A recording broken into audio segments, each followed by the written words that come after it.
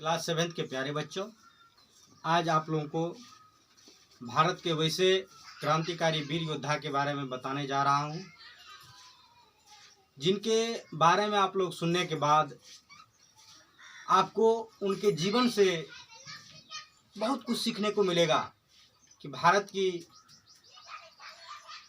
जिस समय में दास्ता में था, अंग्रेज़ों की दास्ता में था, उस समय में उस नौजवान ने किस तरह अपने प्राणों की बाजी लगाई और अंग्रेज़ों के सामने अपने आप को किस तरह से पेश किया, जो आप लोगों के संस्कृत के बुक में दिया हुआ है। मैं सबसे पहले इस क्लास में मैं आपको उनके जीवन से संबंधित चर्चा के बारे में बताऊंगा कि उनके जीवन किस तरह से गुजरा और भारत के लिए अपने आप को किस तरह से न्यौछावर कर दिया। यह बहुत ही मार्मिक तथ्य है कि वह 16 साल का नौजवान और वह कोई नहीं, वह जो है चंद्रशेखर आज़ाद, जिनका नाम लेने के बाद ही मेरे मन में, मेरे जुबान में बहुत सारे प्रश्न उपस्थित हो उठते हैं कि भारत के आज़ादी के दीवाने, क्रांतिकारी योद्धा, हम बच्चों के प्रशंसक, प्रेरणादायक, जो अपने मातृभूमि के लिए अपने आप को न्यौछावर किस तरह किया और उन्होंने अपने मन में प्राण ठाना था कि हम कभी भी अंग्रेज़ों को जिंदे हाथ नहीं लगेंगे।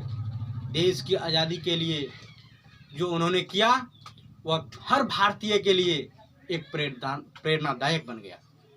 इसी संदर्भ में आपके कहानी में, आपके बुक में यह दिया हुआ है कि उनको अंग्रेज अधिकारी पकड़ लेने के बाद, अंग्रेज़ों के द्वारा पकड़े जाने के बाद उनको कोर्ट में पेश किया जाता है और वहाँ पे न्यायाधीश से पूछा जाता है कि तुम्हारा नाम क्या है। तो बड़ी गंभीरता के साथ यह लड़का क्या बोलता है।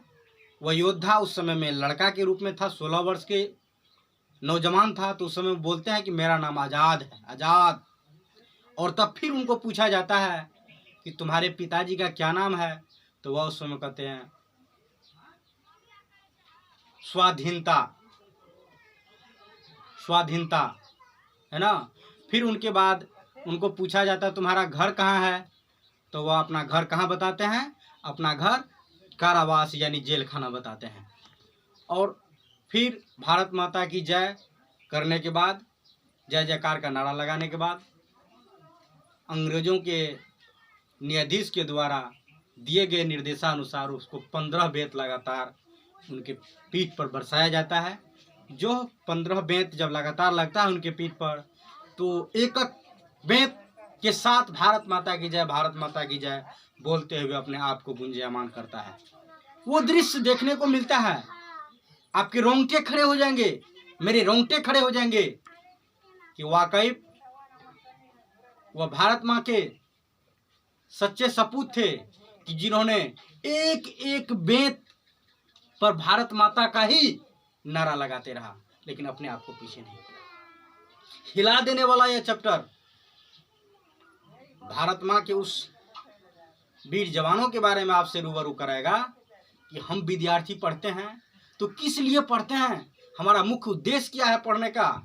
क्या हम पढ़ लिख करके नौकरी में चले जाएं तो वही पढ़ाई हो गया, या हम पढ़ लिख करके और कुछ कर ले तो वही हो गया। नहीं, स्वाधीनता कभी भी स्वीकार होना चाहिए और अधीनता कभी भी नहीं, ठीक है। इसी के परिप्रेक्ष्य में यह 16 वर्ष की उम्र में अंग्रेज़ों के दांत खट्टे कर दिए, छक्के छुड़ा दिए। इसी के संदर्भित में मैं आपको नेक्स्ट वीडियो में उन बुक से पढ़ करके बताऊंगा। और आज मैं उनका चरित्र के बारे में मैं थोड़ा बताया। चंद्रशेखर आज़ाद पूरा नाम, जिनका नाम सटीक में आज़ाद बोला जाता है। उनके पिताजी का नाम सीताराम पंडित, और कम उम्र में ही देशभक्ति की भावना उनमें जग गई थी